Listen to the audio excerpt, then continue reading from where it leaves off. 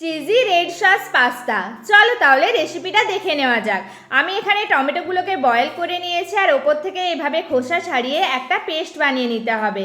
এরপর কড়াইতে জল দিয়ে হালকা গরম হয়ে এলে ওপর থেকে সাদা তেল আর নুন দিয়ে পাস্তাগুলোকে দিয়ে দিতে হবে। খুব বেশিক্ষণ কিন্তু রাখার দরকার নেই। দেখো আমার পাস্তাগুলো কিন্তু খুব সুন্দর, বেশ একটার সাথে একটা কিন্তু লেগে আছে না, পুরো ঝুরঝুরে হয়েছে। আর ওপর থেকে সাদা তেল দিয়ে দুটো কাঁটা চামচের সাহায্যে একসাথে মিশিয়ে নিতে হবে। এরপর কড়াইতে তেল দিয়ে কুচনো রসুন, পেঁয়াজ আর যে যার ইচ্ছে মতো কিন্তু সবজি দিতে পারো। আমি এখানে বেশি কিছু দিইনি, কারণ বেশি কিছু দিলে ভালো লাগতো না। আমি দিয়েছি গাজর, ক্যাপসিকাম আর সুইট কর্ন। এরপর এগুলোকে হালকা লাল লাল মতো ভাজা হয়ে এলেই ওই টমেটোর এই পেস্টটা দিয়ে দিতে হবে। আর এরপর অ্যাড করতে হবে পাস্তা আর শেজওয়ান একসাথে আমি মিশিয়ে নিয়েছি, ওটা অ্যাড করলাম।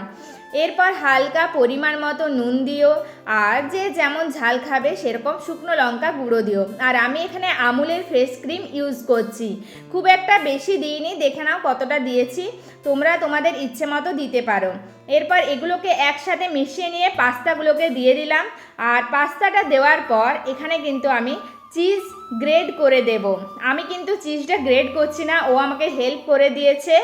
আর এখানে চিজটা গ্রেড করার সাথে সাথে কিন্তু আমাকে নেড়ে যেতে হবে। আর ওপর থেকে অরিগেনো আর চিলি ফ্লেক্স ছড়িয়ে দিলেই বাস আমাদের চিজি রেড সস পাস্তা কিন্তু একদম রেডি।